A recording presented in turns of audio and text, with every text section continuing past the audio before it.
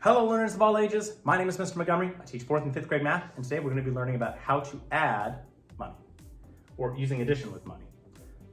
Your directions on your homework are going to ask you to round to estimate and then find the real answer. So I have my example up here. I have $6 plus $3.92. Now with all money, they round, or they don't round, excuse me, they go to the hundredths place and they want us to round to the biggest non-zero place value. Well, that would be 6 and 3, so 9 would be put in a box, and 0 would be put in a box.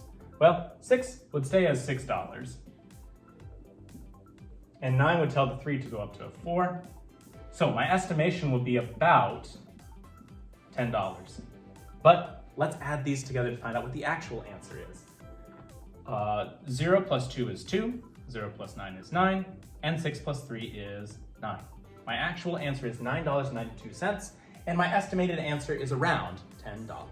The last thing that we're going to be going over is, in your homework, one of the problems, or a couple of the problems, are going to be asking you to list the numbers, or list the values of the dollars from greatest to least, or least to greatest. So let's see, the directions say, write each group of money amounts in the order from least to greatest. I'm going to write L to G, just to help me out. Here we go. So I'm going from the smallest amount to the greatest amount. I'm going to be comparing all the digits together. And for me, seeing it in a horizontal line is not going to help me. Just give me 1 second. This is much better in my book. Now, when we compare different types of decimals, we start with the largest place value first on the left-hand side and work our way over to the right-hand side. I can see that on the left-hand side in the tens place, they all have a 3. They all have equivalent value in that place value. Now, here's where the differences start. I have some 5s and some 4s.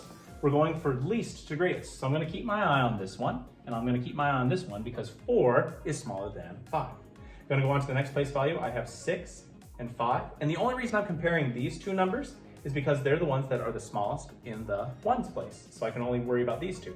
6 and 5. So 5 is going to be the smallest. So I have 34. Make sure my place value is correct. $34.56. Then I'll have $34.65. So these two numbers are crossed off. That means I'm going to be going to these. They both have 3, they both have 5, 4 and 6, so that means 35 and 46 cents. And 35, fix that 3 a little bit, 35 and 64 cents. And they want me to add them all together to figure out what their total value is. I'm not going to complete this problem because it is one of your homework problems, but you get half of a freebie. All right, my 5th grade friends, if we take a look at page 179, you see that we're going to be doing 2 practice problems in our workbook. Practice problem number 1 and practice problem number 13. Practice problem number 1 says use rounding to estimate, then determine the sum. I'm looking for both answers. And if you take a look at number 11, the directions say simplify for n. N equals 78 cents. So our directions say $6.75 more than n. I'm going to be adding 78 cents plus $6.75 to get my value.